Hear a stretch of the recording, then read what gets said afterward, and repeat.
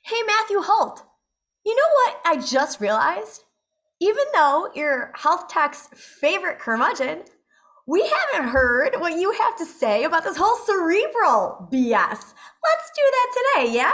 It's the May 26th episode of Health Tech Deals.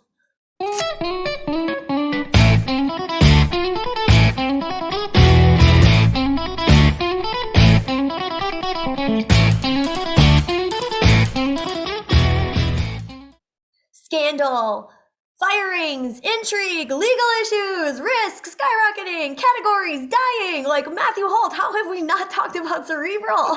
What do you think? Where have What we did been and this what have we? do?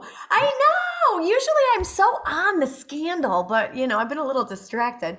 So what do you think? What do you weigh in on this? Well, I mean, the story is there's a bunch of stuff going on, right. So the story grew incredibly fast from January 2020 when it started. January 2020, right? This is less than 2 and a bit years old as a company.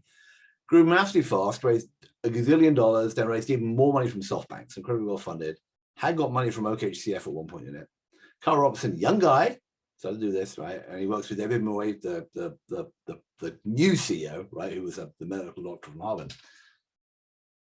Massive advertising, heavily criticized, lots of articles about it on Instagram and elsewhere, getting people to use ADHD medications. Then there was another bunch of stories, couple of scandals in there. So a couple of things going on before. Number one, VP of engineering accuses them of all kinds of bad stuff. Why did he do that? Because they cut him off from his stock options like a day, essentially, a day before he was going to vest. So screw over your employees, why don't you? They will turn on you. And he's the one who said there was HIPAA violations and other stuff. Silly thing to do. Sounds like Carl Robertson screwed over an early stage female employee of his as well. There's a lawsuit about that as well. So, don't screw over your early stage employees, number one. Lesson learned. Number two, so David Moy appeared on Health Tech Nerds, did a webinar in which he basically said, all the stuff in the press is BS. We have incredibly high standards for prescribing our ADHD meds. We don't hand them out like candy.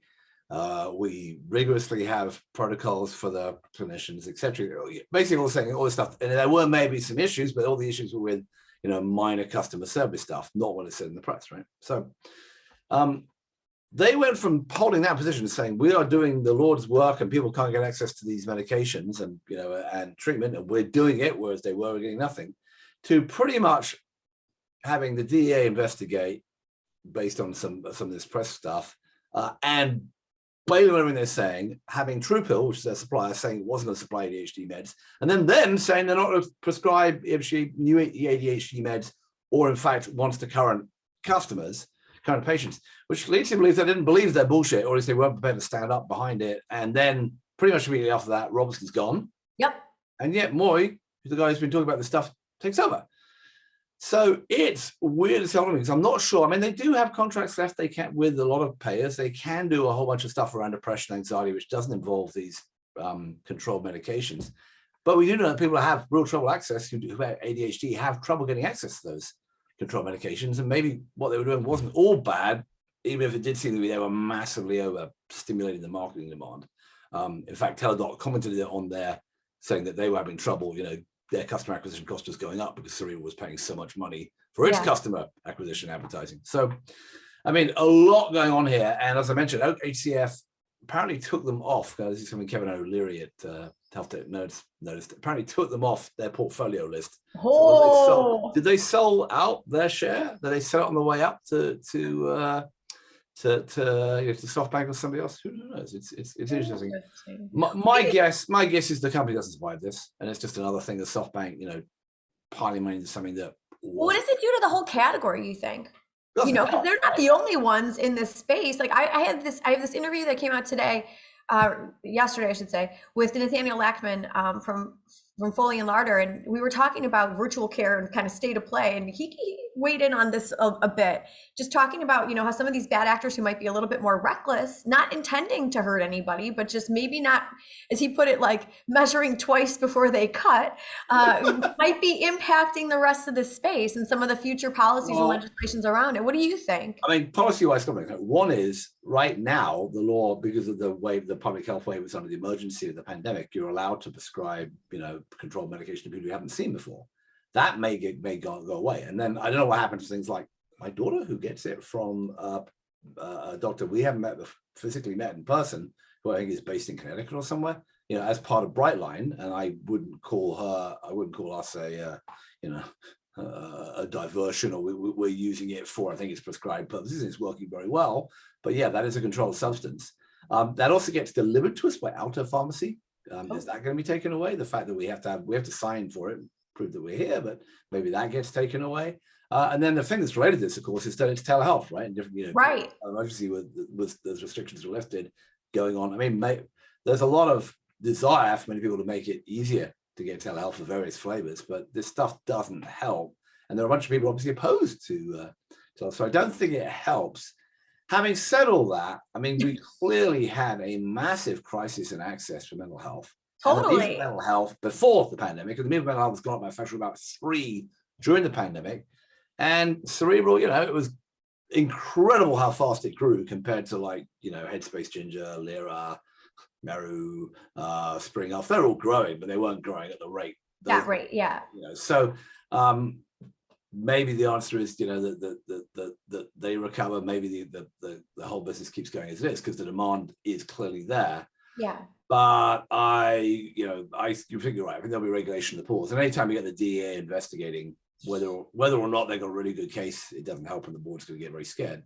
And one other thing is, which has been said by a number of people on Twitter, is where was the board in all this, right? Yeah. Because it wasn't like this was a secret, and then they decided to blame Robertson and fire him, and in a quite a dramatic fashion, by the way. They, oh yeah, he was doing stuff on Monday, and then he found he couldn't get access to the Slack channel. Something, it wasn't like they had a board meeting in which he wasn't invited, or one of those secret house meeting in the broom closet, as they used to have in the young ones back in the 80s. So, before you were born, Secret house meeting in the broom closet. Is this a fraternity? It was a joke about people having a house meeting, right? And then the real meeting happened somewhere where most of the house wasn't invited. Kind of like that. Anyway, but wow, it seems to me, we will be watching them carefully. But my guess is that they don't really survive this. If they come back, it's a very different way. If you look at the companies which have gone through this kind of rigor, either died completely, like the Theranos or the Outcomes Health, or they have, come back in a very, very different way, kind of like WeWork or Zenefits, But yeah. So much money went in. I'm sure it's not going to be a profitable outcome for WeWork anyway. Not WeWork. You mean SoftBank? Oh, SoftBank. Am I supposed to distinguish between SoftBank and WeWork now? It's very confusing. Yes, they are not the same thing. Okay, get your timer. Let's talk about timer. We should go do some current deals. Let's learn the difference between an investor and a company that they've invested in. Oh, so much hard work. I know. Okay. 2 minutes. Finally, we get here. All right. Homethrive gets 20 million. That brings our total up to 38. This human capital is in this. Our friends at 7Wired, what do they do? Yeah, this is another sort of navigation play for caregivers. There's a digital assistant called Dari, and there's interactions with humans as well. It's basically, as far as I can see, going to go and sell to employers and health plans, directly competing with Wealth. I think it's Wealth, the Lindsay Jurist Rossner one. There are so many, maybe they're called Wellif. I can't remember what the hell they're called. They're one of the Well companies. One of the Wells. To some extent, Papa. So interesting. I think it's, there's definitely a market here, and you'll see, I think, more in this area. They raised 38 million, which should keep them going for a while. Greater Good gets 10 million, brings their total up to 13. LRV Health is in this one. Yeah. I keep forgetting some others there. Modern Health, Health Velocity Capital, Optum, a bunch of people in this. This is interesting. I couldn't quite tell what this was doing. It's getting nurse practitioners and supporting them. And I can't tell whether it's setting up nurse practitioners as an independent business.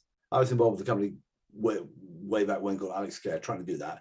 Or was it trying to employ them and hire them out to people who might use them, like, primary care doctors? Not quite sure, but, you can imagine MPs are very valuable and doing more stuff with them. All right. How about parallel learning? This is another kids' mental health play. 20 million brings their total up to 22.8. Yeah, the only weird one is Tiger Global is leading this round, which yeah, Tiger. That little money. I mean, it looks to me like it's straight out competition for Brightline, a little others, and others who are kind of far ahead of them. So good luck, but it's going to be tough for them to play catch up, I think.